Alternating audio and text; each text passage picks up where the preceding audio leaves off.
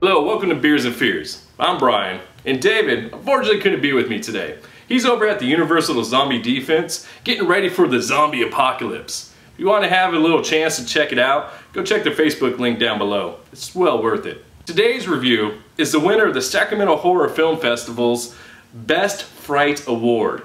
It's a little ditty called Jinn. This film centers around a newly married couple who just moved in suburbia. After they move in, they get into this new house, right? But there's this something else going on, some weird phenomenon that's happening in this home. And well, it leaves you wondering what the heck's gonna happen next.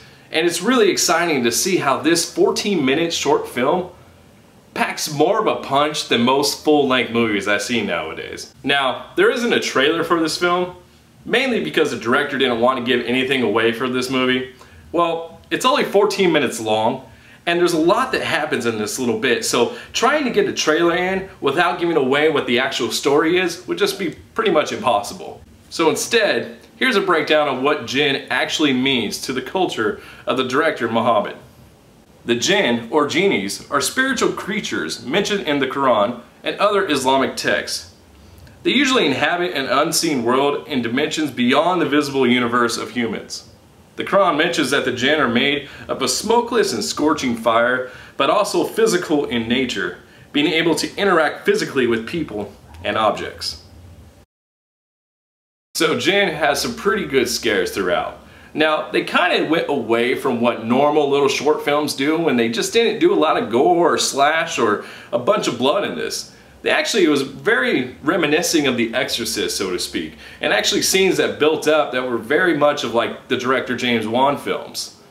What I loved about Jinn, though, throughout the entire time, they had only 14 minutes to pull this off, and they were able to build character development like no other. It left you wanting more. You actually got a sense of what was going on, and about a family who just really was trying to make it in suburbia. So like I said, Jinn does a fantastic job of character development and storyline. And at the end, they bring it all together with this cliffhanger that really just has you on the edge of your seat and wanting more. That's it for this week's episode of Beers and Fears. We wanted to give a little shout out to all the sponsors that's helped us out recently. Read the description below, and well, here they are.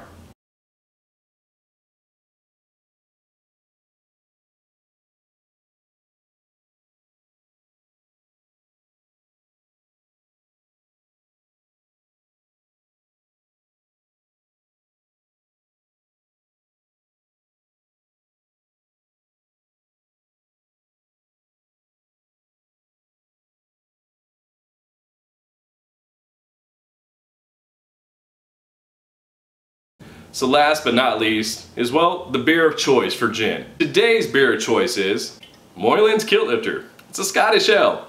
It packs a really bold flavor, kinda like this movie. Make sure you check in the Beers and Fears on a bi-weekly basis. We have reviews, interviews coming up with directors and actresses and all kinds of good stuff. So make sure you check around and also like the page. Share it with your friends and let us know what you thought in the comments below. Until next time, fear has never tasted so good.